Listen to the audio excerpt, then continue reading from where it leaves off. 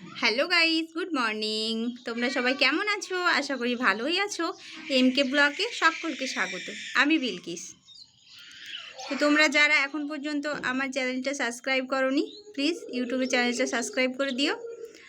আর আজকে চলো বাসি কাজ সব কমপ্লিট করে একদম রান্না বান্না করে খাবার নিয়ে হাজির। তো চলো আজকে কি কি রান্না করেছি দেখাই, আর মেয়েকেও খাইয়ে দিতে হবে, তো সেজন্য চলো খাওয়াটাও দেখাই। তো এখানে আমি রান্না করেছি, দেখো আলু বেগুন পটল দিয়ে একটা তরকারি করেছি।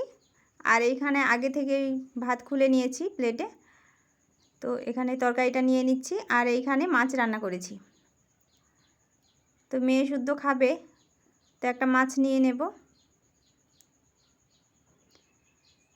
মাছের পিসগুলোও দেখো একটু বড় বড়, একটু বড়ই ছিল মাছটা, সেজন্য পিসগুলো একটু বড় বড়। তো একটু ঝোল নিয়ে নেব, তারপর মেয়ে আর আমি দুজনেই খাবো একসঙ্গে, ওকে খাইয়ে দিতে হবে। তো চলো খেতে বসে যাই।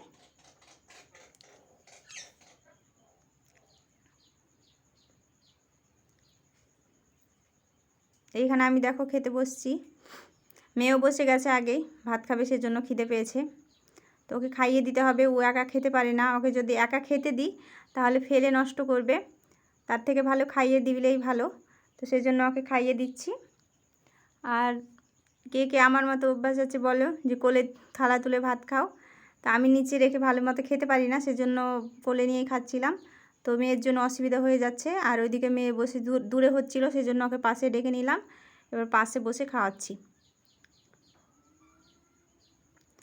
আর আমরা কিন্তু পাঙ্গাস মাছ দিয়ে ভাত খাচ্ছি। কে কে পাঙ্গাস মাছ খেতে ভালোবাসো কমেন্টে জানাতে একদম ভুলবে না, কমেন্টে জানিও। আমার তো মোটামুটি ভালোই লাগে, আমার মেয়ে খুব পছন্দ করে, সেজন্য মাছটা নেওয়া। ওর আব্বুও খায়। তো মেয়ে বলছে আমাকে দাও আমাকে দাও করে হাঁ করছে, ওকে দিচ্ছি। তাও এবার কাটা আছে যা একটু, সেগুলো তো বাছতে হবে বলো।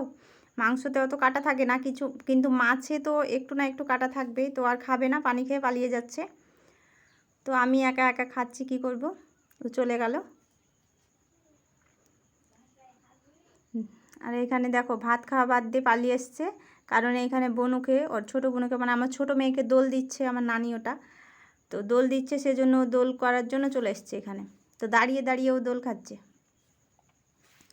তো আমার ছোটো মেয়ে ঘুমায়নি, তাকিয়ে আছে, এমনি দোল করছে, কারণ কান্না করছিল। তো ভাত খাওয়ার জন্য ওকে দোলে দিলাম, আর বললাম নানিকে যে একটু ঝুলো দিতে, সেজন্য দোল খাচ্ছে।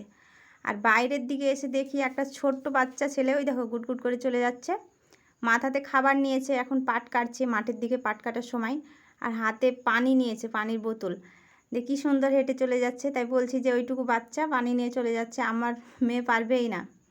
আর এখানে একটা কুমড়ো গাছ হয়েছে, বীজ পুঁতেছিলাম, গাছ হয়েছে বড়ই, কিন্তু ওই তো বৃষ্টির কারণে ফুল হয়েছিল, ফুলগুলো সব নষ্ট হয়ে গেছে। আর একটা ভিডিওতে আপনাদের দেখিয়েছিলাম যে এখানে ফুল হয়েছে, তো ফুলগুলো নষ্ট হয়ে গেছে। আর এই তো তরমুজটা দেখিয়েছিলাম, যে ঘাসের ভুঁয়ে একটা তরমুজ হয়েছে, তো তরমুজটাই তো মনে হয় পেকে গেছে, দুপুরবেলায় কাটবো, যদি ওর আব্বু আসে, তো কাজে থেকে আসবে তখন কাটবো। ছি ছি, কী হয়েছে, পোকাতে খেয়ে নিয়েছে, পুরোটা খেতে পারেনি, তবু দাগ হয়ে গেছে, দেখো মাটি ঢুকে গেছে। ও মা, পোকাটাও আছে এখানে, দেখি কত বড়, ও কত বড়, ভাগ্যিস পুরোটা নষ্ট করে দেয়নি, এদিকে সরিয়ে রাখি। তো তরমুজটাকে এইদিকে সরিয়ে রাখলাম, দুপুরবেলায় ওরা যদি কাজে থেকে আসে তাহলে তুলব। তো এইদিকে একটা পুঁইয়ের গাছ ছিল, বৃষ্টিতে দেখা হয়নি, এদিকে আসেইনি প্রায় 2 দিন। তো ভালোই আছে মোটামুটি, দেখতে ভালোই লাগছে। আর এগুলো পুরো গরুর ঘাস লাগানো আছে। আর এই তাল পাতাটা বাতাসে, বৃষ্টিতে বাতাস হয়েছিল, বাতাসে উড়ে চলে এসছে। আর এখানে ভেন্ডির গাছ ছিল, দেখো ভেন্ডি হয়েছে, তো ভেন্ডিটা বড় হয়ে গেছে। বলছি না প্রায় 2 দিন আসিনি এইদিকে, তো এই তো লম্বা হয়ে গেছে। তা আরও কটা আছে, তুলে নেব।